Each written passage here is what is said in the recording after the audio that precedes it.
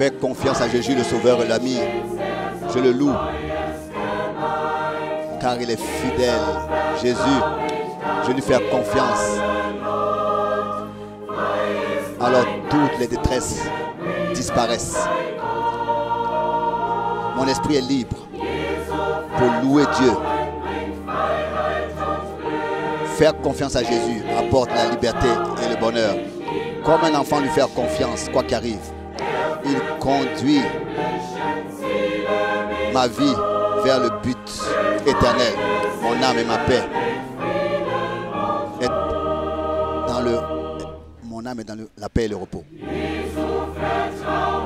Je fais confiance à Jésus, le Seigneur puissant, qui m'a sauvé et qui garde l'ennemi éloigné. Les flèches de Satan ne me blessent pas. Elles se cassent, elles se brisent sur le bouclier de la foi.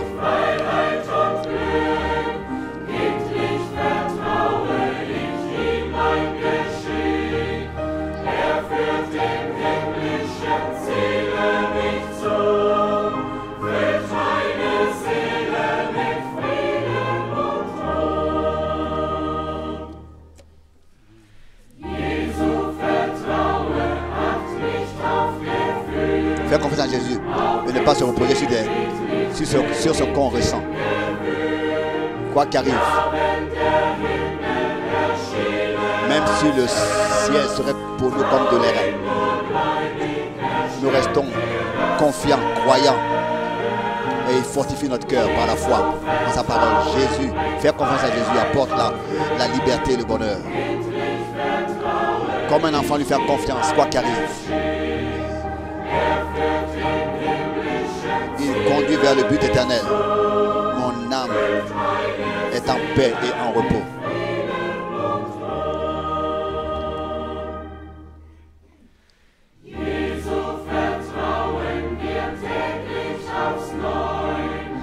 La confiance en Jésus est quotidienne. Parce que je sais qu'il est fidèle. Je lui fais confiance et rien d'autre. La confiance en lui porte notre âme au pays de la lumière. Faire confiance à Jésus apporte la liberté et le bonheur.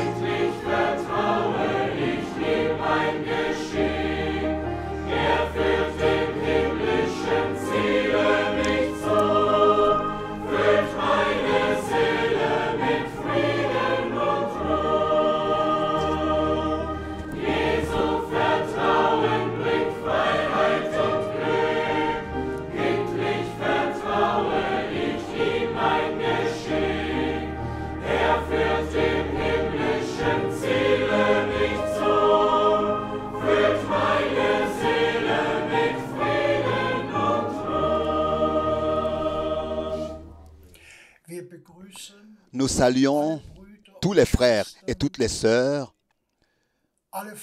tous les amis dans le monde entier qui se sont connectés cordialement pour l'observation de la parole avec frère Franck. Nous sommes reconnaissants à Dieu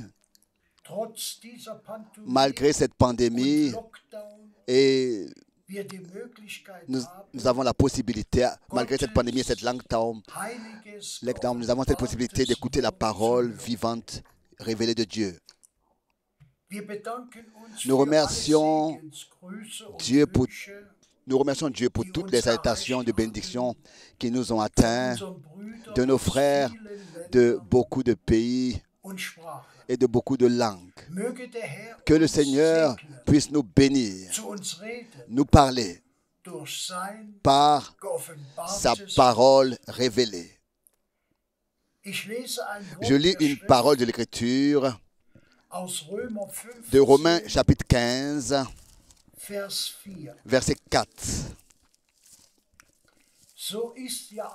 Romains 15, verset 4. Or, tout ce qui a été écrit d'avance l'a été pour notre instruction, Romains 15, verset 4, afin que par la patience et par la consolation que donnent les Écritures, nous possédons l'espérance. Que le Dieu duquel vient la persévérance et la consolation vous donne d'avoir les mêmes sentiments les uns envers les autres selon Jésus-Christ,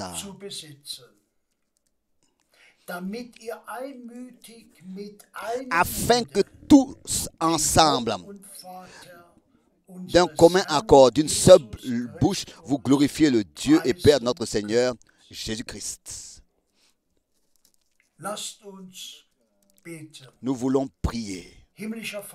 Père Céleste, nous te remercions pour ta précieuse parole, pour la possibilité que nous avons aujourd'hui encore de ce que par ta parole, tu nous parles. Bénis-nous, bénis tous ceux qui écoutent. Nous te remercions dans le saint nom de Jésus. Amen. Moi aussi, je voudrais tous saluer. Nous sommes reconnaissants au Seigneur de ce que nous pouvons avoir ces réunions avec tous les frères et toutes les sœurs dans le monde entier. Aussi, même si terresтрement, cela ne nous plaît pas ce qui se passe et que nous sommes venus dans une situation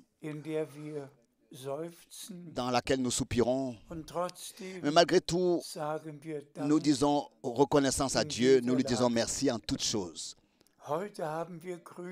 Aujourd'hui, nous avons des salutations de beaucoup de frères, toute une salutation particulière du frère Hermann Ringen de Balkenwede, du frère Müller au lac de l'Est, du frère Lotika de l'Australie,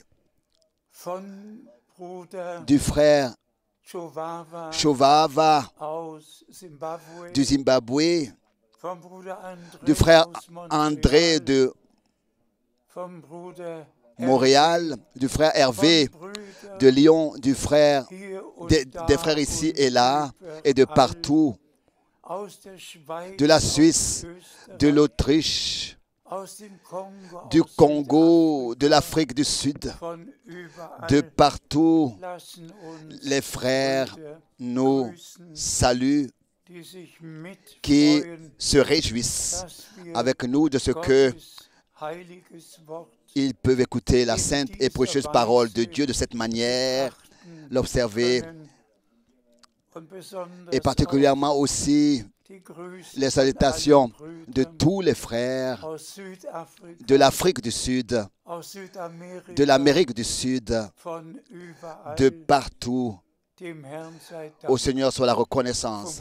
Aussi du frère John de Bucarest, du frère Tati de Bruxelles, oui, de tous les frères, du frère Ngonga, du frère Cécile, tous les frères nous remettent leurs salutations fraternelles. Pour moi, c'est pas facile. Tous ces mois, durant tous ces mois, nous avions eu, n'est-ce pas, les dernières grandes réunions internationales, le premier week-end de mars cette année, et depuis le temps, n'est-ce pas, ça n'a plus été possible de se réunir. Mais bien-aimés frères et sœurs, remercions le Seigneur pour la possibilité merveilleuse que nous avons au même moment dans le monde entier, dans tous les endroits, dans tous les peuples et dans toutes les langues. Au même moment, le peuple et atteindre le peuple de Dieu et ainsi, avec le peuple de Dieu, partager la parole merveilleuse et sainte de Dieu. Nous avons au commencement de décembre et mes pensées, nous sommes au commencement de décembre et mes pensées retournent à ce qui s'est passé il y a 58 ans alors que à Jeffersonville, j'étais à Jeffersonville il y a 58 ans d'ici. Le 1er, le 2e et le 3e décembre 1962, j'étais à Jeffersonville du 1 au 3 décembre 62 et le 2 décembre, dans le tabernacle de Branham, j'ai prêché. Le 3 décembre, j'ai eu ce long entretien avec frère Branham. Et bien aimés frères et sœurs, j'espère que vous pouvez un peu ressentir ce qui s'est passé en moi.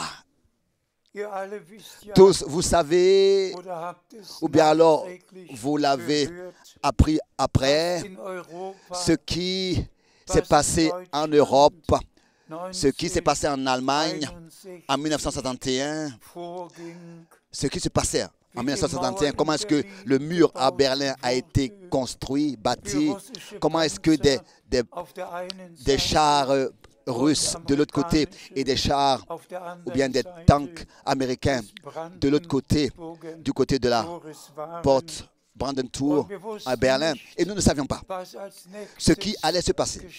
La Russie et l'Amérique se tenaient en face l'un contre l'autre et nous ne savions pas ce qui allait se passer au prochain moment. Et c'est dans un tel temps qu'en 1962, le 2 avril 1962, le Seigneur m'a donné l'ordre et m'a dit: mon serviteur, ton temps pour cette ville est bientôt terminé. Je t'enverrai dans d'autres villes pour prêcher ma parole. Et ensuite, les ordres, les instructions, d'emmagasiner des vivres, des provisions, de la nourriture, car une grande famine viendra. Et terresтрement, mot à mot, le Seigneur m'a dit, pardon, pas terresтрement, mot à mot, le Seigneur m'a dit, voilà, mot à mot, et tu te tiendras au milieu du peuple et tu distribueras la nourriture. Et en fait, j'aurais dû comprendre des paroles là, de cette phrase-là. Je me tiendrai au milieu du peuple et puis je t'enverrai pour prêcher ma parole. J'aurais dû comprendre le contexte et la relation, mais je ne comprenais pas à l'époque qu'il s'agissait d'une nourriture spirituelle. Et ça, c'est frère Branham qui, par révélation, a pu me dire, et je vais pour toujours conserver ces paroles. Il m'a dit: frère Frank, tu pensais qu'une famine terrestre viendrait et vous êtes emmagasiné des provisions, des aliments naturels terrestres, mais Dieu enverra une famine pour d'écouter sa parole. Et comme dans le prophète Amos, cela est écrit, et la nourriture que tu dois emmagasiner, c'est la parole promise et révélée pour ce temps. Et encore, il a ajouté cette phrase, et elle est enregistrée sur les bandes magnétiques. Elle a été emmagasinée, enregistrée sur les bandes magnétiques. Et ensuite, encore, il m'a dit: attends avec sa distribution jusqu'à que tu reçoives le reste, que tu aies reçu le reste de la nourriture. Bien-aimés frères et sœurs, ce que cela signifie pour moi, J'espère, c'est ainsi que j'espère que vous pouvez un peu le ressentir, un peu le ressentir. Ensuite, frère Branham m'a donné des ordres, des instructions. Dieu lui a révélé des choses, simplement révélé des choses auxquelles je ne peux pas ici entrer dans les détails, je ne veux pas en parler, mais au Seigneur soit la reconnaissance de ce que il a utilisé son serviteur et prophète pour nous mettre à jour dans le royaume de Dieu, pour que nous puissions reconnaître la parole déterminée pour ce temps et l'apporter au peuple de Dieu. Bien-aimés frères et sœurs, nous allons aujourd'hui de 1 Thessaloniciens lire plusieurs écritures et nous allons brièvement en parler dans 1 Thessaloniciens, le chapitre 5, directement à partir du premier verset.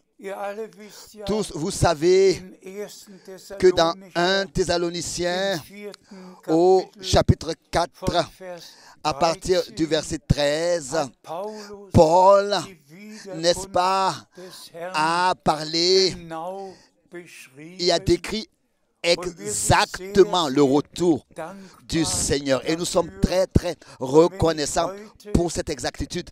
Et si aujourd'hui je fais une remarque, alors s'il vous plaît, je demande à tous les frères dans toutes les autres langues de le comprendre. Pourquoi est-ce que je dois le dire? Par exemple, il est écrit dans la Bible anglaise, la parole regarde. Le Seigneur reviendra avec un shout. Donc avec un cri, avec un grand cri. Donc quand quelqu'un élève la voix dans un entretien, alors on peut le dire don't shout. Ça c'est de l'anglais. Mais dans la langue allemande, c'est pas shout, en allemand c'est Weckruf, ça veut dire cri de réveil.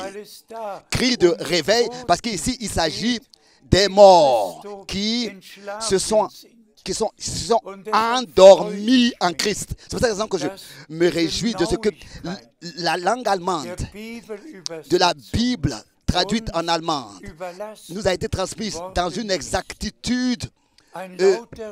C'est tout un cri peut être un message, peut être toutes sortes d'autres choses, mais un cri de réveil, un cri pour réveiller, qui retentit, comme il est écrit, le Seigneur lui-même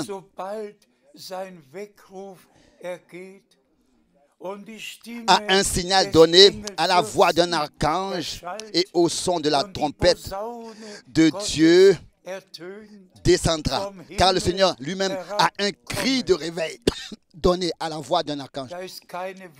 Descendra du ciel des morts en Christ. Ici, il n'y a pas de semaine, il n'y a pas de mois, il n'y a pas d'année entre-temps.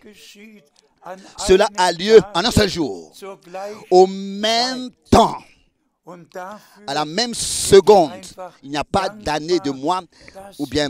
Et nous sommes reconnaissants pour cette exactitude, de ce que, en vertu de l'exact, de la traduction exacte, nous pouvons rester dans le sujet, car ceux qui se sont endormis en Christ vont d'abord apparaître, ressuscités par le cri de réveil. Et là, ils ressusciteront et nous, qui sommes restés vivants, nous serons ensuite transformés. Ça, c'était le verset 16 de 1 Thessaloniciens, chapitre 16. Verset 16. 4, verset 16. Mais maintenant, nous venons à ce texte de 1 Thessaloniciens, chapitre 5. 1 Thessaloniciens, chapitre 5. Et ici, les paroles merveilleuses sont écrites au premier verset. Pour ce qui est des temps et des moments, vous n'avez pas besoin, frères, qu'on vous en écrive. Mais nous avons reçu, n'est-ce pas, l'instruction, l'enseignement par les épîtres des apôtres. Donc, nous n'avons pas besoin encore qu'une épître nous soit écrite sur le retour du Seigneur. Ici, tout nous est dit. Et je demande maintenant pour que je puisse exactement voir chaque parole et écouter, et aussi à tous nos frères dire que le frère Borg puisse lire le verset 2 et que je puisse brièvement dire quelque chose là-dessus. Ensuite, le verset 3, je voudrais que chaque verset soit lu à haute voix. S'il te plaît, frère Borg. Car vous savez bien vous-même que le jour du Seigneur viendra comme un voleur dans la nuit. Et ça aussi, c'est merveilleux. Le jour du Seigneur. Nous avons la promesse de la bouche du Seigneur dans le prophète Malachie avant que le jour du Seigneur vienne. Je vous enverrai le prophète Élie qui rétablira toutes choses dans l'état primitif, qui retournera le cœur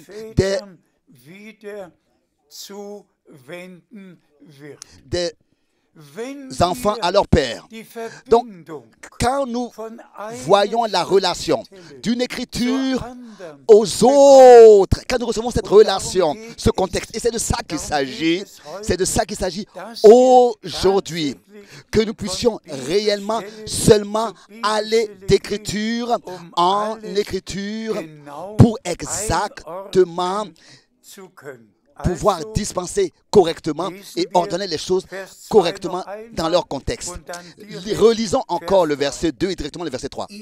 Car vous savez bien vous-même, Amen, dit frère Franck, que le jour du Seigneur viendra comme un voleur dans la nuit. Quand les hommes diront paix et sûreté,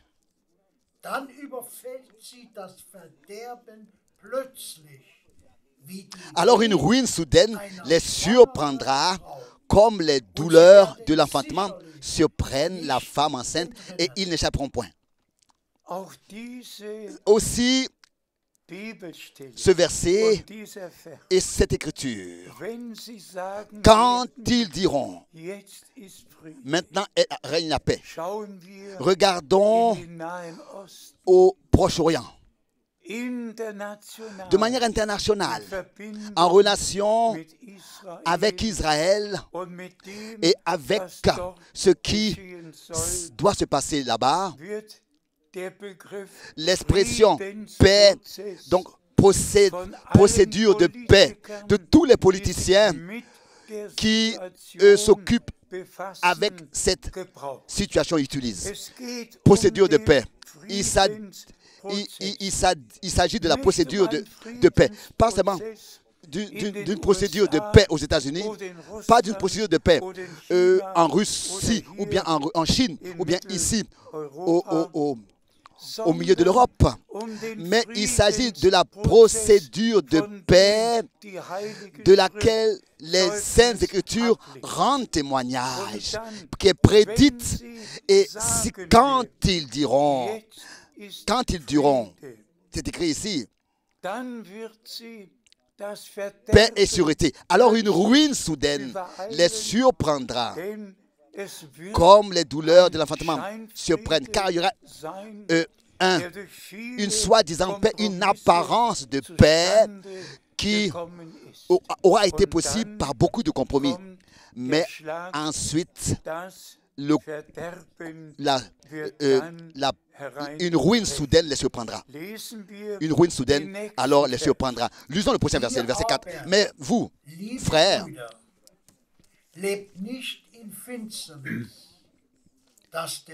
Ne vivez pas dans les ténèbres pour que ce jour ne vous surprenne comme un voleur.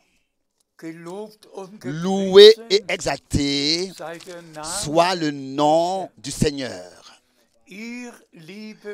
Vous, frères, vous, sœurs, vous qui aujourd'hui dans le monde entier écoutez, ne vivez pas dans les ténèbres, mais vous avez reçu la parole, vous avez écouté la parole révélée pour ce temps et vous la croyez de tout votre cœur. Donc, la lumière apparue au temps du soir. Dieu a pensé à sa parole et au temps convenable l'a accompli. Et ainsi, il a envoyé son serviteur et prophète qui est comparé à Élie. Et qu'est-ce que Élie a fait? Il a convoqué, rassemblé le peuple sur la montagne du Carmel et dans la foule, il a fait retentir sa voix. Combien de temps est-ce que vous voulez encore être ballotté de tous côtés? Si le Seigneur est l'Éternel, si l'Éternel est Dieu, suivez-le. Et il a pris les 12 pierres et il a rebâti l'autel de l'Éternel qui avait été détruit. Et il a apporté le sacrifice là. Et Dieu a répondu avec feu et les cœurs. Et c'est par le feu que les cœurs des Israélites ont été ramenés à Dieu. De la même manière, frère Branham, dans ce temps, a rebâti l'autel de Dieu. L'enseignement des 12 apôtres, il l'a replacé sur le chandelier. Et comme Paul autrefois pouvait dire et devait dire dans Galates 1, si un autre évangile est prêché, il est sous une malédiction. S'il vous plaît, pensez à cela et soyez reconnaissants pour cela, de ce que le Seigneur nous a accordé la grâce de ne pas rester dans les ténèbres. Combien de prédicateurs aujourd'hui parlent du jour du Seigneur? Oui, les adventistes disent même que le jour du Seigneur, c'est le sabbat. Mais Dieu le Seigneur veillait sur sa parole et a envoyé son prophète, et cela à la fin du jour du salut, avant que le jour du Seigneur apparaisse et que le soleil perd son éclat et que la lune se transforme en sang et que les étoiles tombent du ciel.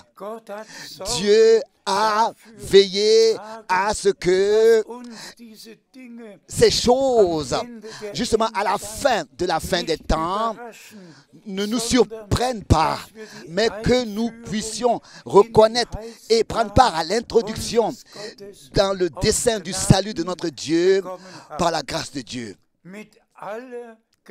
Avec toute l'assurance et la certitude, aujourd'hui, je peux dire, vous, bien-aimés frères, bien-aimées sœurs, vous qui dans le monde entier, dans tous les peuples, dans toutes les langues, vous qui, pour ce temps, croyez et obéissez au message de Dieu pour l'heure. Ne vivez pas dans les ténèbres. Donc, ce n'est pas quelque chose qui est automatique comme en français. Vous n'êtes pas dans les ténèbres. Non, mais ici en allemand, c'est ne vivez pas dans les ténèbres. Pour que ce jour ne vous surprenne pas comme un voleur, mais vivez dans la parole révélée pour ce temps. Alors, la parole du prophète Malachie s'accomplira. alors vous ferez la différence entre celui qui sert Dieu et entre celui qui ne le sert pas. Et celui qui veut encore savoir mieux les choses, il peut lire dans Matthieu chapitre 15, versets 8 et 9, où le Seigneur, autrefois et aujourd'hui, doit dire, c'est en vain qu'ils m'adorent, parce qu'ils ont fait pour des commandements d'hommes leurs préceptes et des credos de commandements d'hommes.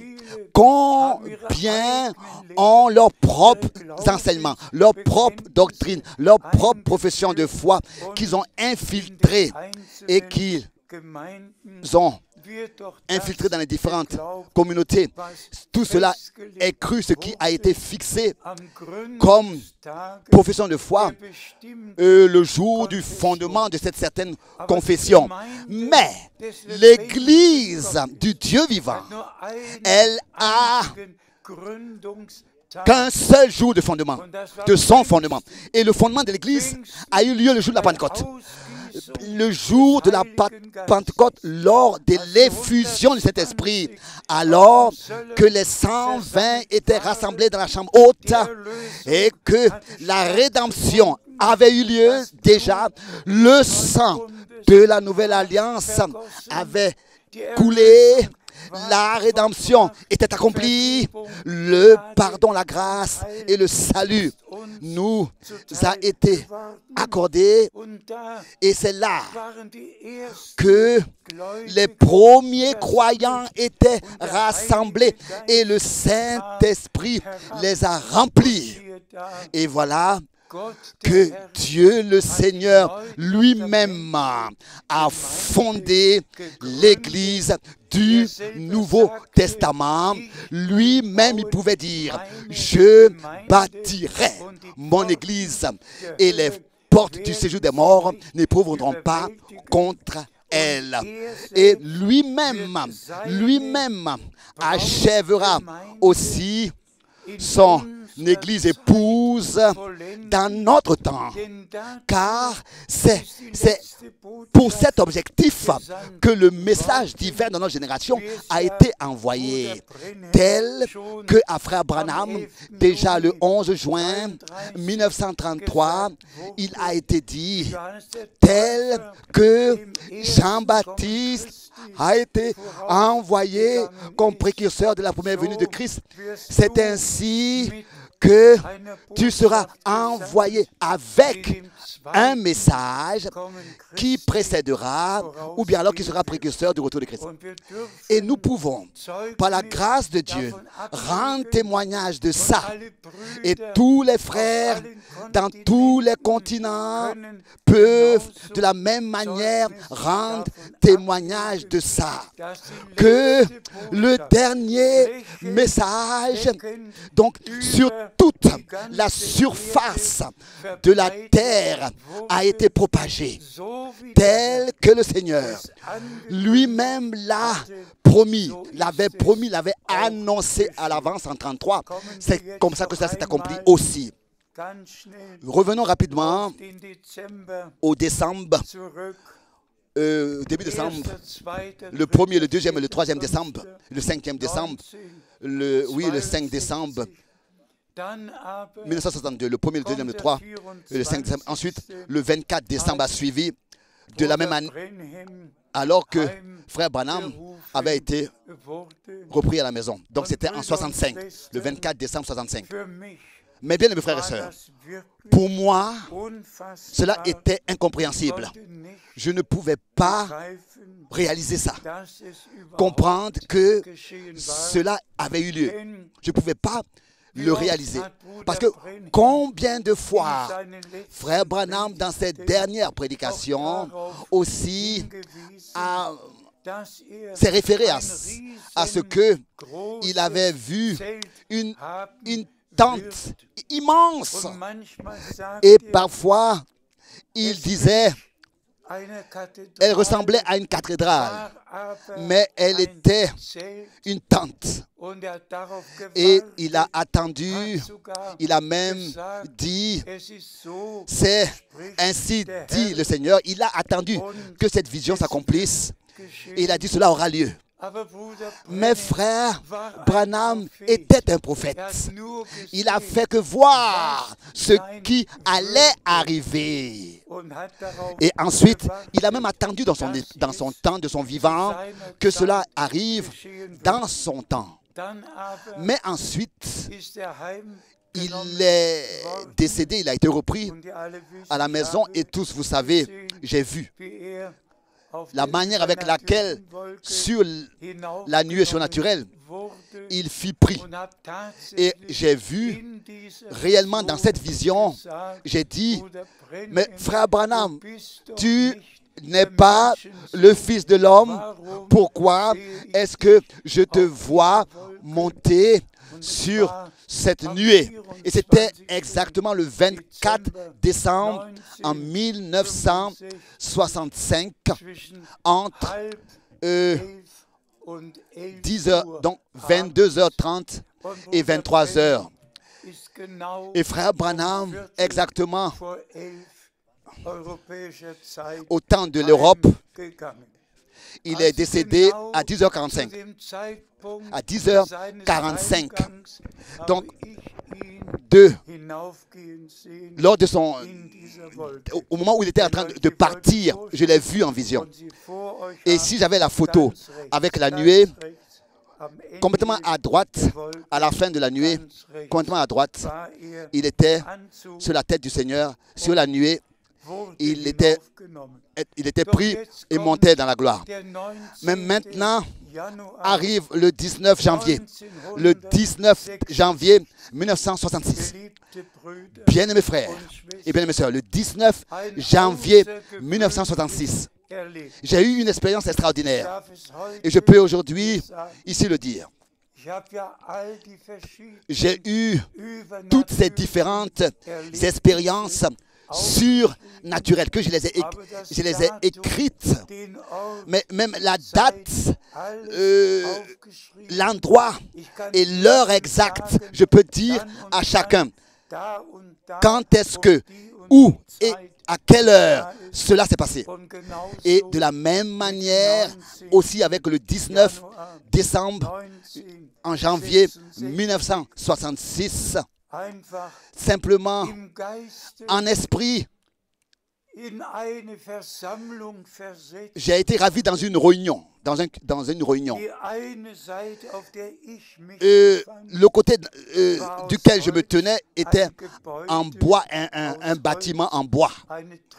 Il y avait des escaliers qui montaient sur l'estrade et je suis monté sur l'estrade par ces escaliers et je me suis assis sur l'estrade à droite et j'ai regardé en bas, mais le reste était une tente. Tout le reste était une tente. Seulement, cette estrade était un bâtiment, en bois. Mais le reste était une tente immense, Et qu'est-ce que je dois vous dire? Au prochain moment, d'abord, la foule immense est entrée. Je l'ai vu entrer et subitement, ils étaient tous assis et les ordonneurs, tous avaient une bande sur leur bras pour qu'on puisse voir qui est-ce qu'ils étaient, soit des diacres ou bien des gens qui sont responsables pour l'ordre. Et tous se sont assis et voilà que les diacres étaient debout ou bien ceux qui étaient responsables de l'ordre. Et subitement une voix a retenti: frère Franck, ton temps est arrivé. S'il te plaît, descends et ici sur la plateforme. Là où le frère Branham avait prêché, c'est là que je devais prendre place. Prendre la place. Et la voix audible m'a dit: parle au peuple, adresse-toi au peuple et dis-leur, le retour du Seigneur est proche. Et j'ai commencé avec la prédication dans cette réunion après avoir dit ce qu'on m'a dit de dire, que le retour du Seigneur est proche.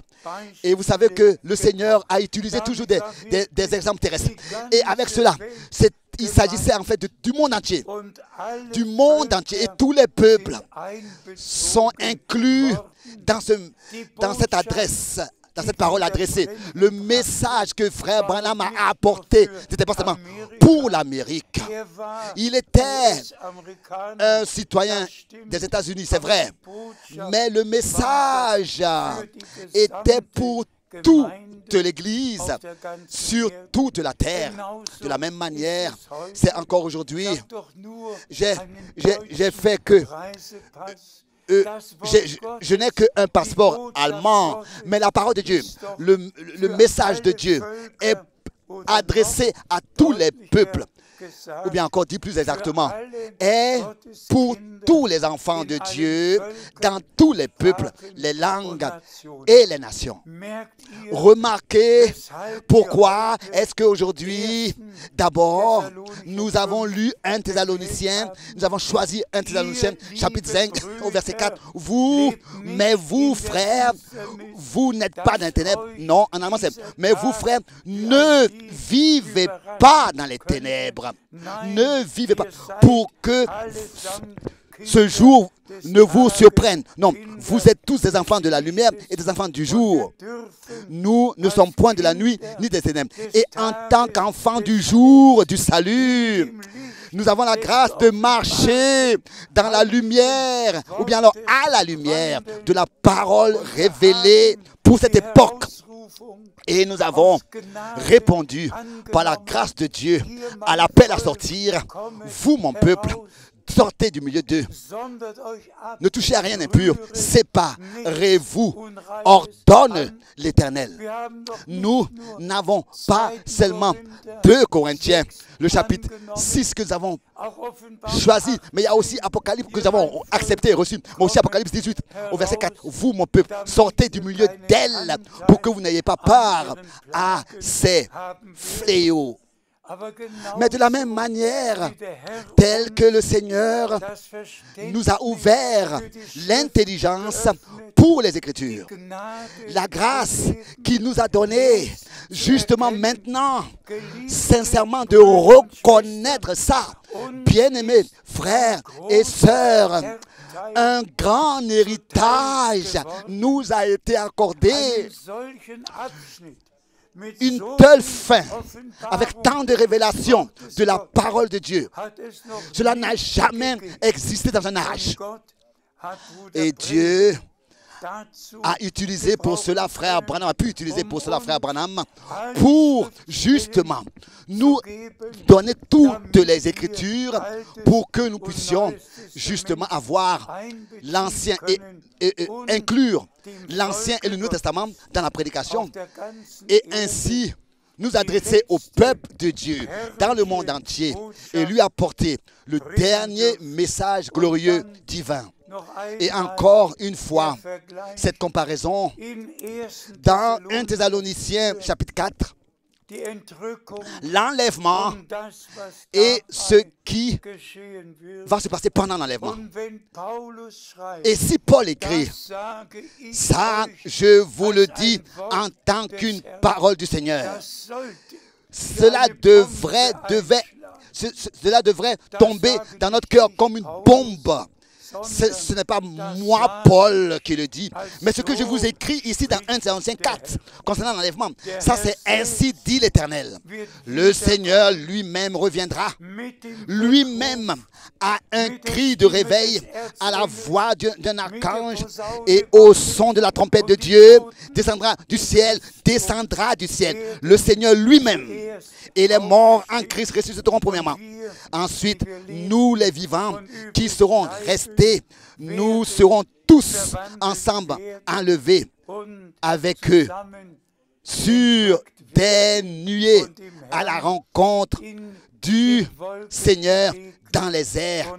Et ainsi, nous serons toujours avec le Seigneur et entrerons au festin des noces de l'agneau.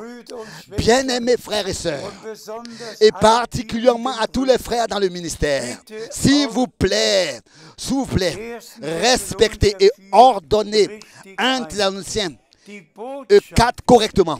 Le message qui précède le retour de Christ nous est décrit dans Matthieu 25, montré dans Matthieu 25, et il est dit là, voici, l'époux vient, levez-vous pour aller à sa rencontre. Mais à ce message de Matthieu 25, va aussi la parole de Corinthiens. Vous, mon peuple. Ça, c'est 2 Corinthiens 6, versets 14 à 18. Vous, mon peuple, sortez du milieu d'eux. Donc, c'est l'appel à sortir. C'est la séparation. C'est la préparation. C'est la séparation. Cela est en relation avec Matthieu 25. Et tout cela, ce message retentit durant déjà beaucoup d'années. Mais ensuite, quand le jour sera venu, ou bien alors l'heure sera venue, dans laquelle le Seigneur descendra lui-même pour nous prendre auprès de lui dans la gloire. Cela aura lieu en un seul jour, en un clin d'œil. Et là, nous savons très bien ce que les Écritures nous disent. 2 seront même à la même mule, et 2 dans le même lit, et 2 dans le même champ, en train de travailler. À la fin, à un côté du monde, ce sera la nuit. À un autre côté, ce sera le jour. Mais cela aura lieu au même temps, au même moment, sur toute la terre, en un clin d'œil. Ce qui est écrit dans 1 Thessaloniciens, chapitre 4, à partir du verset 13. Et ensuite encore, pour finir,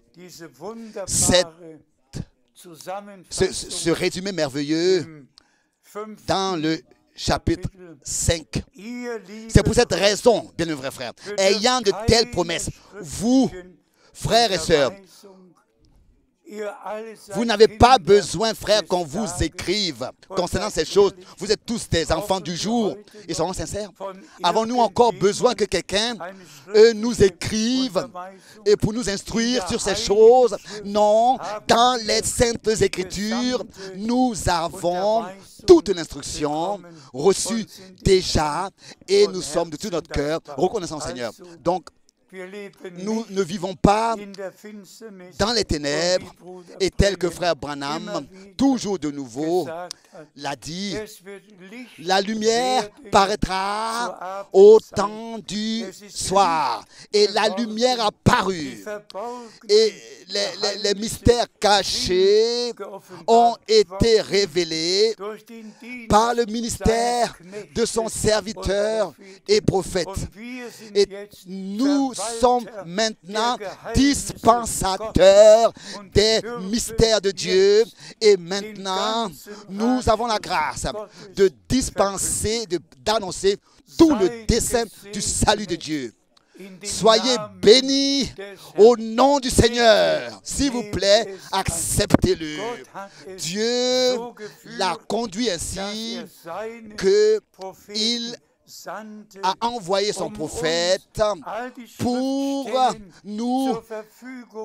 nous mettre toutes ces Écritures à notre disposition qu'était nécessaire pour que le message de la fin des temps soit porté et prêché au monde entier. C'est pour cette raison qu'il a utilisé son serviteur, le prophète, qui avait achevé son ministère.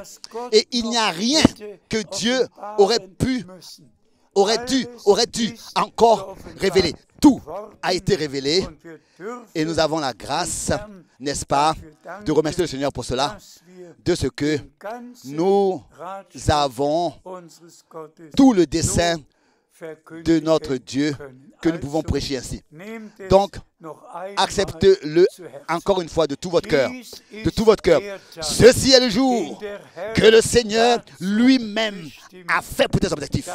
Pour cet objectif, pour que nous, en tant que l'Église épouse, en tant que les rachetés, en tant que la troupe des vainqueurs, des rachetés, nous soyons sanctifiés dans la parole de la vérité et scellés du Saint-Esprit pour le jour glorieux du retour de notre Seigneur Jésus-Christ. Encore une demande. Une demande. Nous allons, Dieu voulant, dans la prochaine réunion, parler de ça.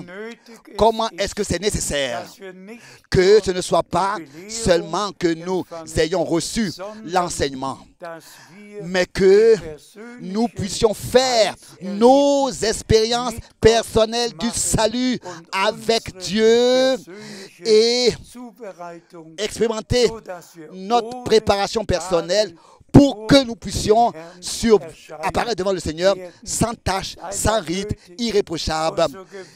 Et c'est simplement nécessaire. Et aussi certain que la prédication, l'annonce de la parole de Dieu est parfaite. Elle est sans reproche. C'est aussi certain aussi que l'œuvre accomplie de notre rédemption est parfaite. Et c'est aussi certain aussi que tous ceux qui maintenant vraiment ont trouvé grâce devant Dieu, trouvent grâce devant Dieu et croient le Seigneur et lui obéissent, expérimenteront leur parfaite préparation et ensemble, nous expérimenterons la pluie de l'avant et de l'arrière-saison. Nous recevrons la pluie de l'avant et de l'arrière-saison. Telles que les choses sont encore maintenant, elles ne vont pas rester comme ça. Dieu accordera sa grâce pour que nous pourrions encore nous réunir et écoutez ensemble au même endroit sa sainte et précieuse parole. Soyez tous bénis dans le saint nom de Jésus. Amen. Levons-nous pour la prière. Devons-nous le faire? Oui.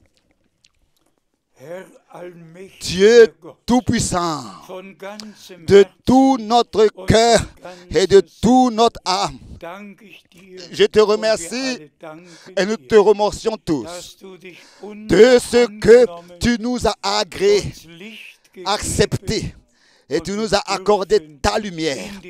Et nous avons la grâce de marcher dans la lumière de la parole révélée.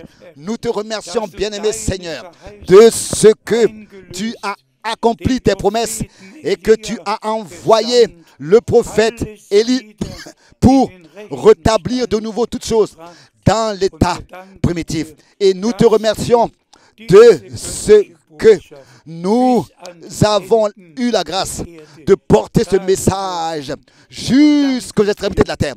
Et nous te remercions de ce que tu achèveras ton œuvre dans ton Église.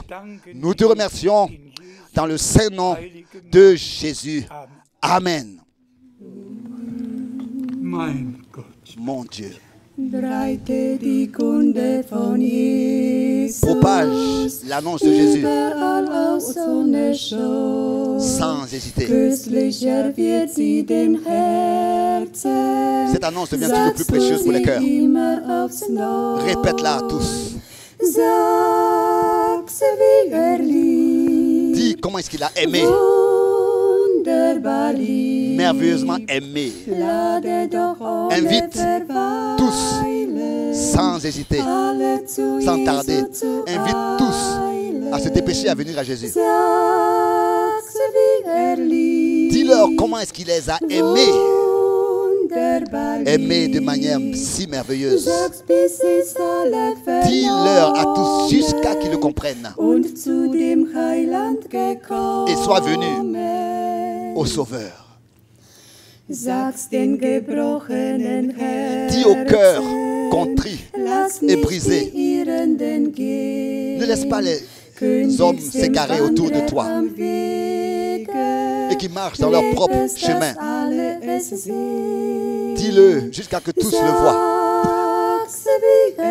Dis-leur comment est-ce qu'il les a aimés, merveilleusement aimés. Invite tous, sans tarder, tous à venir à Jésus. Vite. Dis-leur comment est-ce qu'il aime. Qu'il aime merveilleusement. Dis-leur jusqu'à qu'ils l'aient tous entendu et qu'ils soient tous venus au Sauveur. Parle aux grands et aux petits.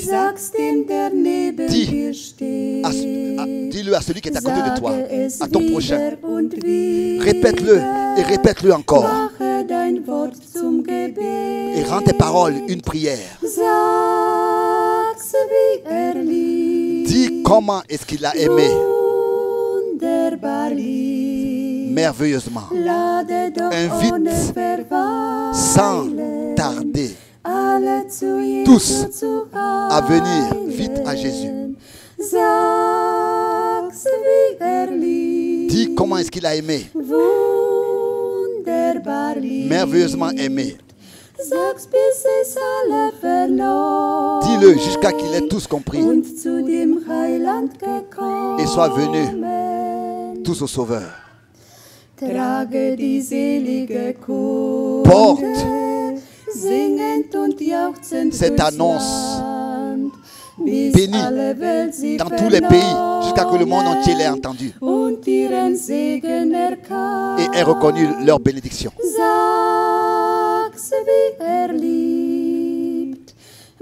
Dis-leur comment est-ce qu'il a aimé merveilleusement. Invite sans tarder tous à venir à Jésus. Dis comment est-ce qu'il a aimé, merveilleusement aimé. Répète-le jusqu'à qu'il ait tous entendu et soit venu au Sauveur.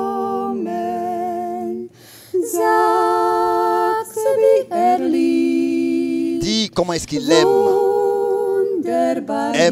merveilleusement. Invite sans tarder tous à venir vite à Jésus.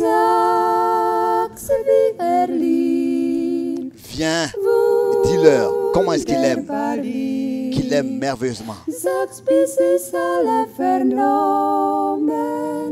Und zu dem Heiland gekommen. Amen.